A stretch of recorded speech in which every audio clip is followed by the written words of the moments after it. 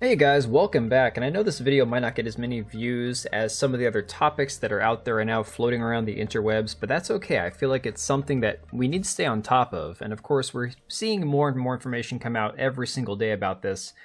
But just to recap, this has been kind of a crazy few weeks here involving political candidates and former presidents, and political campaigning and the race for the presidency and all that. It's been pretty nuts, as crazy as I can ever remember in my last 38 years of being alive on this planet. So of course now we're seeing that apparently the Secret Service declined to fly drones during the Trump rally for whatever reason. There's a whole lot there. There's a whole lot of mishaps and snafus that happened that resulted in, unfortunately, one person losing their life, Trump almost no longer being on this planet, and two other people getting injured, and of course the sniper being taken out as well. A lot of questions about how it happened, who was responsible, and then just shortly after, less than a week after, a week and a half, Biden dropped out of the 2024 presidential race, which again, strange timing. I'm not alleging any connection between these two events. It is very weird, very coincidental, obviously, very, very eerie as far as the timing of all this goes, but that being said, we could see this coming for a while. Biden has not been in his best health. He's definitely had some signs of dementia or something similar. And, during his debate against Trump a few weeks back, he just looked like a shell of a human being. So this was not a shock, to be honest. Then, of course, we had the Secret Service advising Trump to stop having rallies outdoors. And while I think it's terrible that we have to do this in this country and tell the presidential nominee, sorry, you can't have a rally outdoors, I think at this particular juncture, it's probably the smartest thing to do, especially if he doesn't want to get shot at again. Probably the smartest choice not to be outdoors. Much easier to have a, safe indoor environment where you have metal detectors and security guards and everything else in place ahead of time, and you don't have anything open air outdoors where a drone or somebody on a rooftop can get a good angle on you. So while I don't love this idea, I think it's probably the best situation for him right now. And then, of course, we had Secret Service Director Kimberly Cheadle resigning after getting grilled in front of the House. It was fantastic. It was beautiful to see. Unfortunately, it's too little too late. It doesn't fix what happened, and there's still many questions to be answered, and unfortunately, just her stepping down, hopefully that does not alleviate any of the further investigation. Hopefully we continue to see them pushing in and prodding and seeing what exactly caused this screw-up, because she is responsible for everything that happened that day. There's no question there. Her ineptitude and the people that she put in place are 100% responsible for the loss of life that day. Now we have, because Biden stepped down, presidential nominee Kamala Harris trying to schedule a date to debate Trump. And of course, he's backed off at the moment from the September 10th deadline. I guess they were supposed to have a debate that day. Who knows? Who knows when it's going to happen? I don't personally think that he's afraid to debate her. I think, if anything, his campaign was caught off guard due to the fact that now they're facing somebody who received no votes. She received 0 votes, and now they have to switch campaign strategies to go after her instead.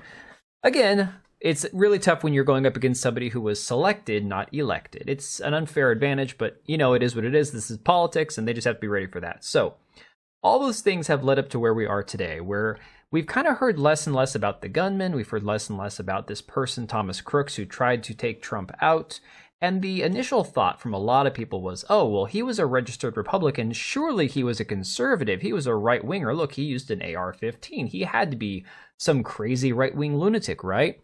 Well, we are seeing now, and this article from the New York Post talks about how the gunman Thomas Crooks likely had a Gab account, Gab being an alternative social media site, that he used to support President Biden, the site's CEO, Andrew Torba says.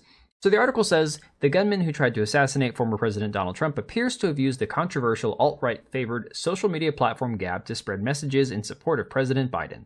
Gab's CEO Andrew Torba said he learned Wednesday that Thomas Crooks may have had an account on our platform after getting an emergency disclosure request from a law enforcement agency.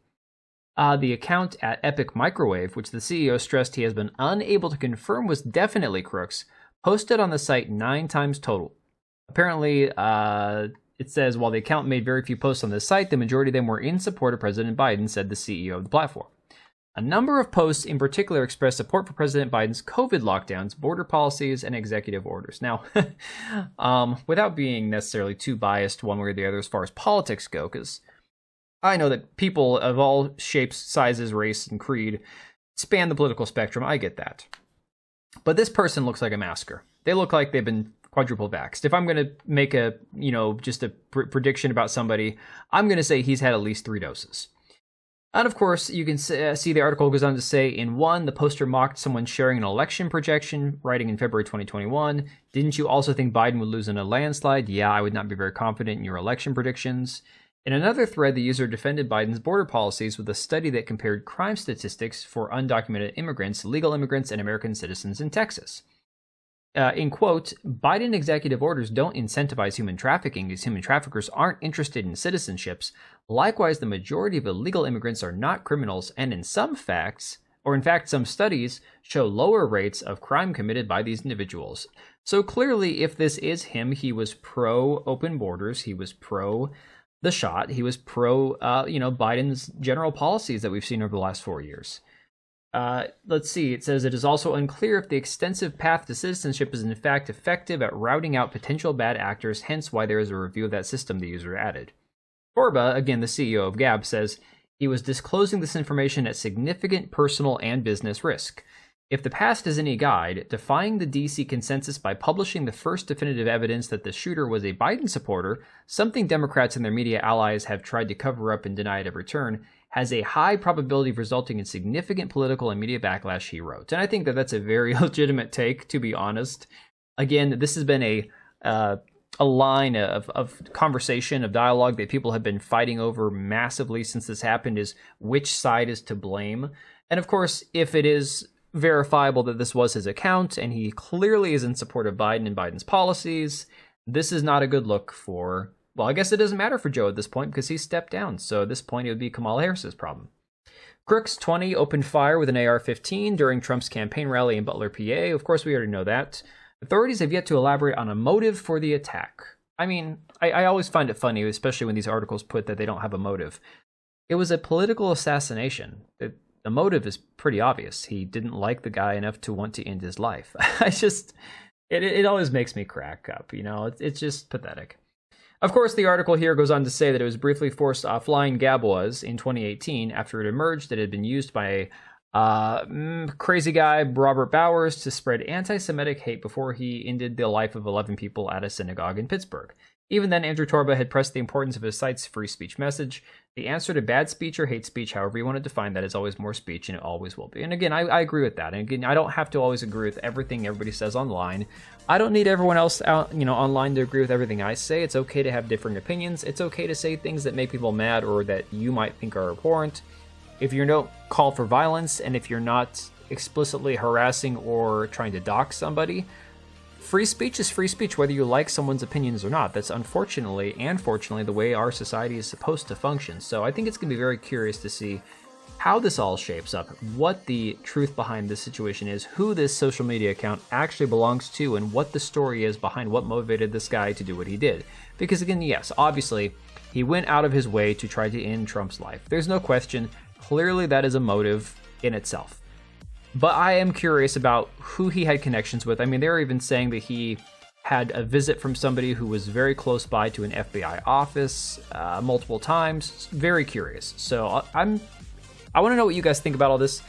Leave a comment down below. Make sure that you like the video. And if you appreciate all the coverage, maybe consider subscribing. And I will catch you on the next one. All right, and if you made it this far, thank you so much for watching the video. Thank you for being here. I do have 2 channels, Minimal Effort Podcast, as well as my gaming channel. I do have a Twitch and Kick for my gaming channel. We do live streams over there occasionally, maybe once a week.